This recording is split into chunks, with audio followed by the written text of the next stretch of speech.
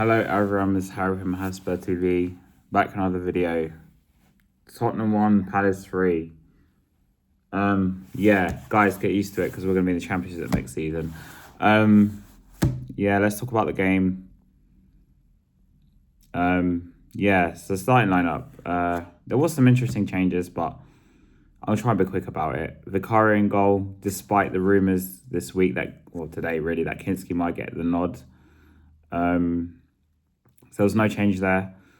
And the back three was Paulinho, Danso, and Van der Ven, because Danso came back from his knock. And then you had a midfield of, I can't believe I'm saying this, Gray and Sarr. At least that's how Sky said it. And Porro and Sousa were the wing backs. But in reality, Gray was kind of playing more as a right wing back, and then Porro was kind of tucking in more. But anyway, that's maybe more tactical rather than where they started. And then the front line was Tell, which probably deserves to start despite how bang average he is. Solanke, I mean, he did score the only goal we scored. And Mwani, who again was left bloody awful again. So let's get into the game after choosing against 3-4-3 against the 3-4-3 of Palace, I guess.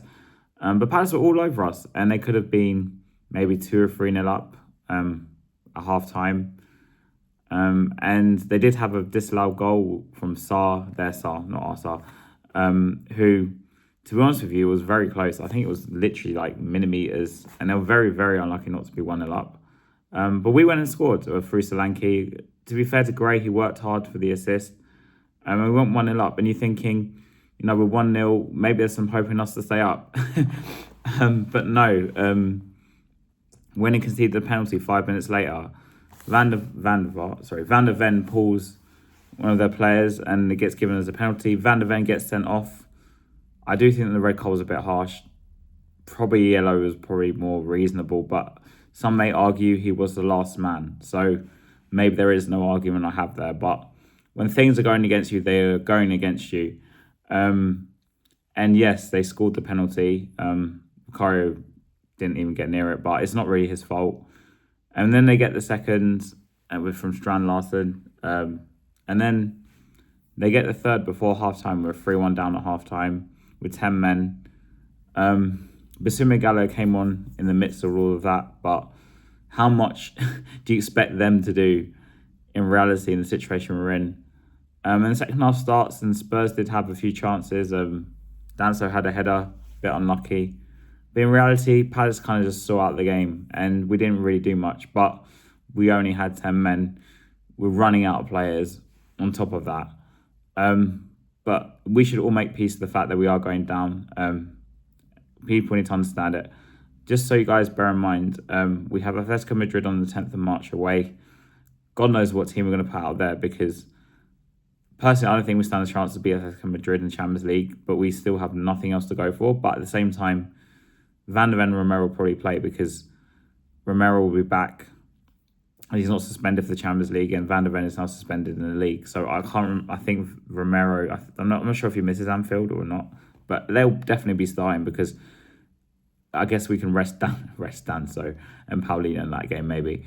But we need to kind of prioritise staying up. But will we? I just, like I said, I'm kind of made peace with the fact we're going down. So, but yeah, is that game a game where we rest players and play someone else and try and hope to get a result at Anfield? Because, guys, by the time we go to Anfield on the 15th of March, we could be in the bottom three.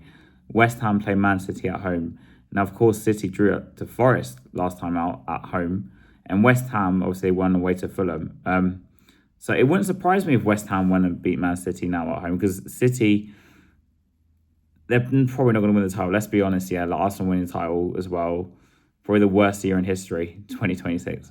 And then Forest are at home to Fulham before we play away at Anfield at 4:30 on the 15th of March. By then, Forest could beat Fulham at home quite, not easily, but you saw what they did away to Man City with Anderson and Gibbs-White. Like, those two players could win them games on their own.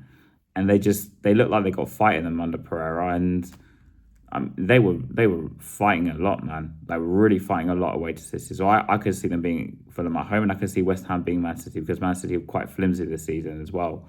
So by the time we play Liverpool at Anfield, where we rarely get anything, let alone a point, and we haven't won there for 15 years, we'll be in the bottom three.